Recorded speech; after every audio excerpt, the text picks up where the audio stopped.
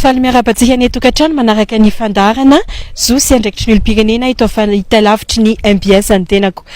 Ny loha hevitry isika androany dia zao hitantsika zao tia mitoerana lavidavitra isika dia zany hoe mahakasika ny ireo mponina maromaro ireo vahoaka ary ireo fokontany maromaro izay tsy maintsy hiala eo amin'ny toerana nonenany eo amin'ny toerana izay najariany eo amin'ny tanindrazany afaka fotoana fohy raha toka raikitra ny fahazahoany tojigrina ny izany tany onenan'izy ireo izany. Noho izany indrindra dia aty Faritsara commune Sahanivotry district Atsirabe 2 no misy anay mba melabelatra aminao sy izara aminao ny zava-misy marina tokoa. Ary aty Ampandohana dia efa tenenanao sady fa izara roa ny fandarantsika makasika izay loha hevitra izay. Manarafinaritra ary tompoko.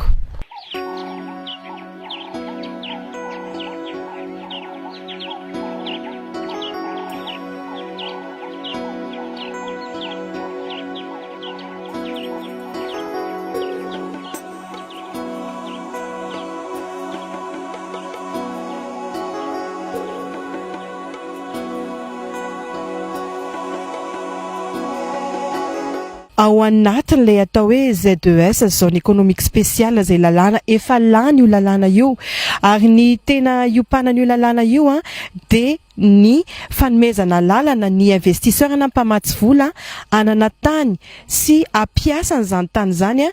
mba lazaina hoe hitondra tombontsoa ny firenena malagasy ho an'ny vahoaka malagasy fa ny fanontaniana dia hoe izay tokoa ve ny zavatra mitranga. Ny antony manko dia maro ny zavatra tsy mety voava, maro ny olana mipetraka, maro ihany koa ny zavatra tsy milamina satria misy zavatra maro tsy lazaina, misy zavatra maro tsy ambara fa tsy ireo izay tiana ambara ihany. Izay no mahatonga anay eto amin'ity toerana ity amin'izao fotoana izao satria noho ny tsy fahampiana izay information na zay zavatra omenantsika vahoaka malagasy zay mihitsy tsy azo ekena manoloana ny toe-javatra anankiray. Manahoana resaka lalàna no jerevantsika hoe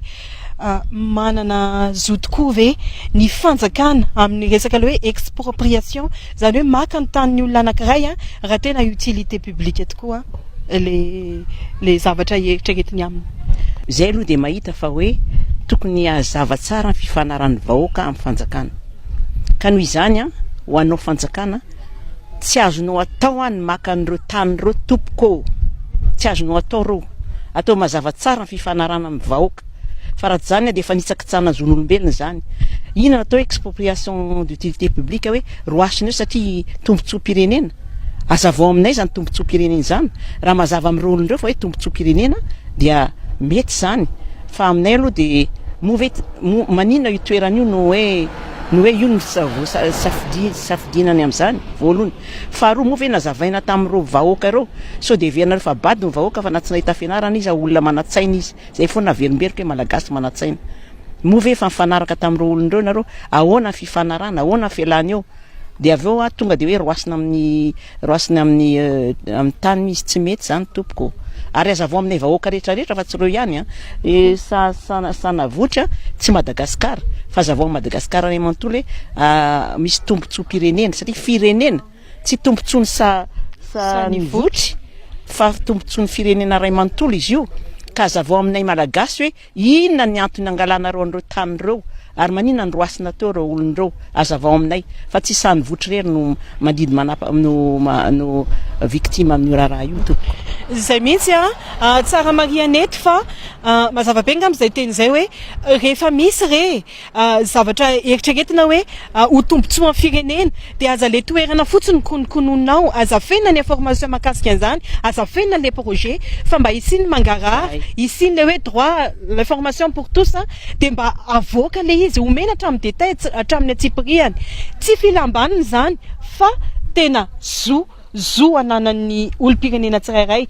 tsy hoe tsy fitiavana niza na iza koa izany fa tena zo no angatahana. Zay no sahazan'ny vahoaka malagasy mba ho fantatry ny vahoaka tokoa ka raha meny taniny izy na raha hiala eo amin'ny taniny dia atsitrapo fa tsy antery na antahotra na amin'ny fanaovana tsindry azo lena. Kana expropriation d'utilité publique dia zany alana amin'ilay vahoaka ny zo matompo tany azy. Sarotra be ny zany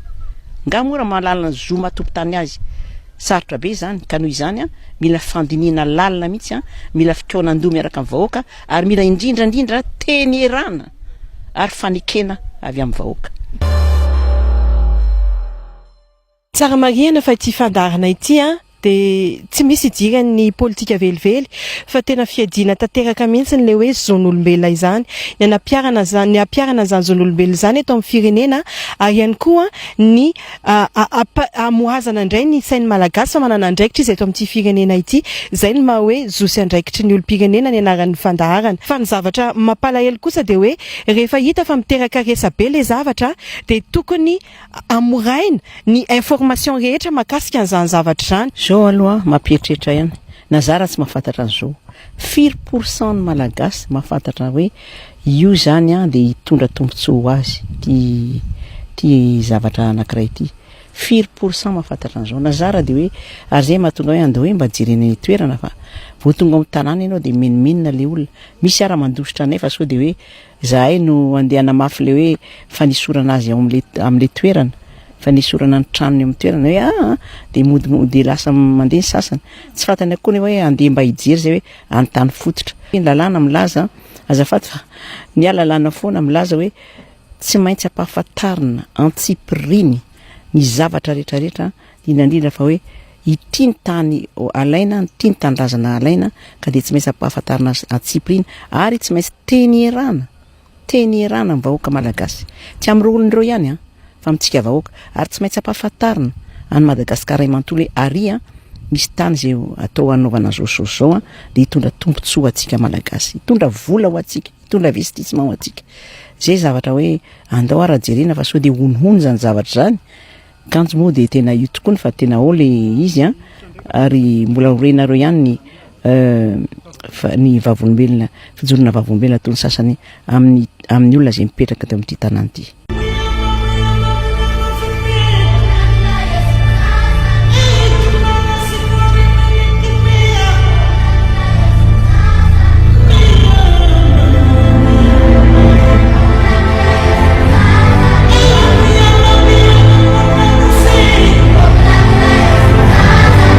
Efa tsy ambonimbony aty ny toerana misy anay amin'izao fotoana izao efa tsy tazana tsony ny arabe fa iny aninana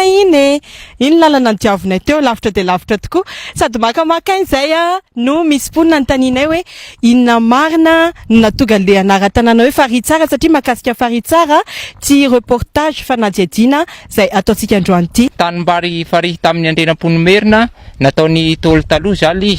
moron-drano izy io ny tsetsemana ary natao ary ny totorana nambolena vary farihy meloka ny agnarany tamin'izany fotoana zany fa seta tearina amin'ny mahavokabary le izy de navadika ho Faritsara zay no mitondra ny agnarana Faritsara le hotapenany zareo amin'izao fotoana zao. Tanimbary be mihitsy le izy tanimbary faran'izay lona ka ary ngeza de ngeza misy velarany be izy io zay mahatonga ny agnarana hoe Faritsara.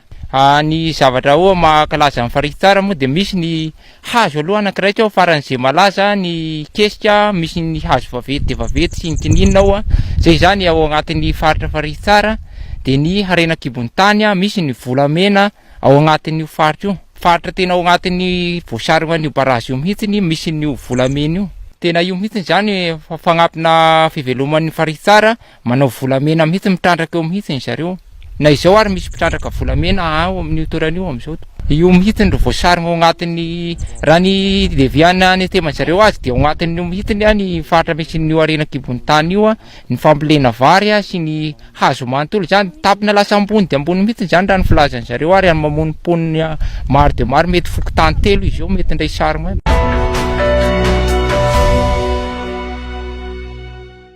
Ny zavatra zay fantatro de izao ity Madagasikara ity dia tena manan-karena ny zavatra rehetra dia anana Madagasikara daholo fa any ivelany tsy manana tahaka Madagasikara vokatry zay dia maro ny vahiny no te hibodo any Madagasikara ka manao ny fomba rehetra izay azahony ny hareny malagasy ka tena mampalahelo zany ary vokatry zany fandrinihiko zany dia misy zavatra anankiray zay tsapako de le hoe kosala ata fantatrao kosala kosala zany hoe kosala le kolokoloina sa safosafoina la lambolamboina kanefa indrisy izao ny zava-misy zavakafa mikambanany hamelezany namany izay zavatra zay dia tena misy am'izao fotoana izao kambana ny raha isoa amin'ny hoe ananako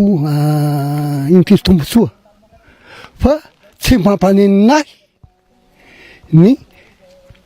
fahorin'ny havako fa rehefa azoko tombotsoa ampy zay zany zava-misy am'izao fotoana izao tomboko zavatra roa na telo no fototra zany zavatra zany tomboko ny anankiray dia ny fitiavan-tena ny mahatonga le fitiavan-tena dia noho ny asany fianarana tsy ampy betsaka ny olona izay tsy manana tsy intellectuel ka vokatry izy tsy intellectuel dia mora tambatambazana hoe mekan'izao fa zao atao ka na de hita aza fa hameliny hafa tsy mampanina azy rehefa misy tombotsoa manokana an-tena satria izy mahandra raha teo ka zarany azy mba misy kely amelomany padamany zanaka nefa ny iny vola azony iny na iny zavatra azony iny dia azony amin'ny tsirariny akamarony zany zavatra misy am'izao fotoana zao tsotra ny teniko na iza mahalala ny andraikiny fa sarobidy zany atao hoe tanindrazana izany dia tokony hizany amin'ny olona tsy mahafantatra satria everiko fa tsy mahafantatra ny anany maro ka dia manaonao fahatany everiny fa izeny mahasoa azy tsy mampanenina azy ny fahoriny hafa fa rehefa azony tombotsoa dia ampo azy zay kanefa tena zava-doza zany indrindra eo amin'ny resaka finoana tokony samy hanao izay azony atao ny rehetra ny tsirairay mba hanondrotana tena hanondrotana ny Madagasikara amin'ny lafiny toe-tsaina mba tsy ho toe-tsaina lo tsy ho toe-tsaina pokaty no ao anatin'ny sainy tsirairay fa tena toe-tsaina avo tsy rariny tokoa raha hoe tany ambolen'ny olona zao no totofana satria io tany io zany de mbola niesaka ny commune zany nanao karatany an'io tany eo amin'io faritra tsy nananao nefa de hoe totofana ka raha ny tena marina zany de hoe tokony mba misy contrat ifanaovana vao miditra amin'izany zavatra zany fa tsy hoe totofana anona fotsiny zao tokony contrat eo amin'ny vahoaka fa tsy contrat any amin'ny fanjakana no atao fa eo amin'le vahoaka mihitsy amin'ny fahalalako anazy no izay no tokony ho isy hatreto aloha zany ny vahoaka de tsy arakaraka ny hoe mahatambany vohitra azy fa tena mijoro mihitsy le vahoaka ao amin'ny hoe hiaron'le zoany ary hita mihitsy zany fa hoe tena miady le olona zany am'izao fotoana zao fa tsy hoe mahatambany vohitra azy de hoe andeha am'izay zavatra hoe fanambakambakana zay fa tena hitako hoe miady hatramin'ny farany mihitsy le vahoaka zany amiko aloha zany hatreto raha foto-kevitra le vahoaka ao de tena saratra zany elan'le olona zany raha foto-keviny fa tena manana ny foto-keviny zany le olona hoe tena tsy hiala mihitsy zany zareo satria tanindrazany hatramin'izay nolovany hatramin'ny dadabeany hatrany amin'ny firifiry taona manjato taona zany le olona reo ny tao ka zay zany no teneniny hoe zay de tsy hialety mihitsy na de atao ahoana azy rohana mitorana misy azy le olona afindra inona no anatiny amin'ny ranahy tsy azo afindra ny olona raha sahala mihevitra satria hitany hoe namety an'Andriamanitra azy raha tsy Andriamanitra ary mamindra mifindra teo ary lalana de lalana tokoa nalehanay satria raha ohatra ka zany ka zanatany de eo amin'ny adiny roa eo vao tonga eto amin'ity toerana misy anay ity ary zay moa tsy de zatra loatra nandeha de zany hoe eo amin'ny adiny efatra eo zany ditongotra le ary lalam-piakarana ka vatovatoana zany hoe tena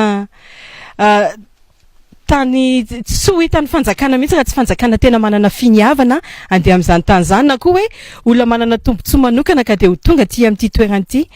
Ohatranay manokana dia mbola averina ihany hoe tsy manana tombontsoa manokana ny fandarana zo sy andraikitry ny olom-pirenena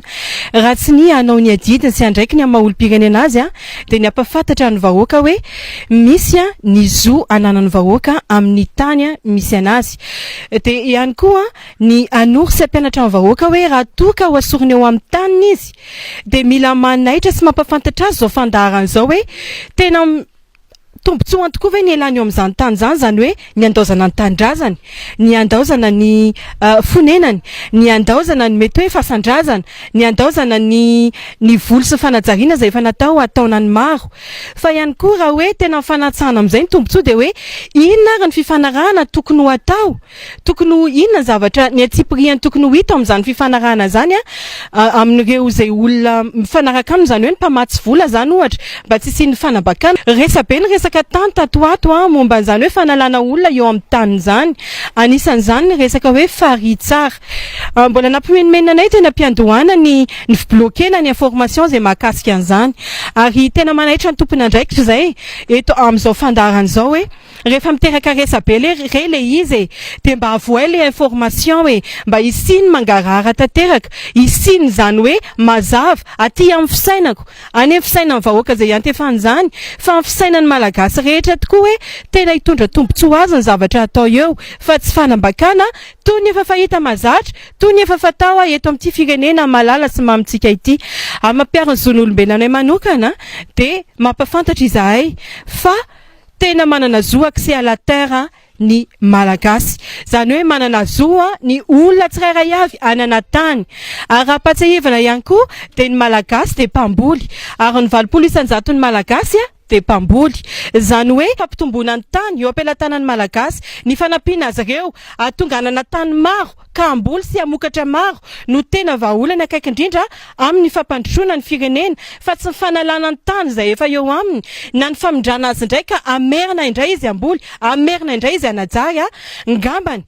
tsy tokony ho amaivanina ny fijerevana ny zany hoe malagasy esorina eo amin'ny tany zany, fa tena tokony ho jereny amin'ny atsipiriany, tena tokony ho tandrovana, tena tokony ho atahotra mihitsy isika hikirakira ny lalàna eo amin'izany fampiasana an'izany hoe misy malagasy esorina amin'ny tany zany. Izay ny tapany voalohany tamin'ity fandarana ity. Ny tapany faharoa dia iarahantsika amin'ireo olona le tena hiarana izay hoe fifindrana izay raha toka ho tanteraka izany sy ny fampahafantarana an'izy ireo ny zo hoe inona ny tokony zo ananan'izy ireo raha ifindra izy inona koa ny zo tokony ananan'izy ireo raha toka hoe tsy manaiky tsy mety aminy zany mila mpahafantarina aminy zany mba tsy ao anaty oro no anapahany hevitra, tsy ao anaty tahotra no anomezany taniny, fa tena kitsi-po sy tena hoe afa-po tokoa izy. Alohan'ny amaranako ny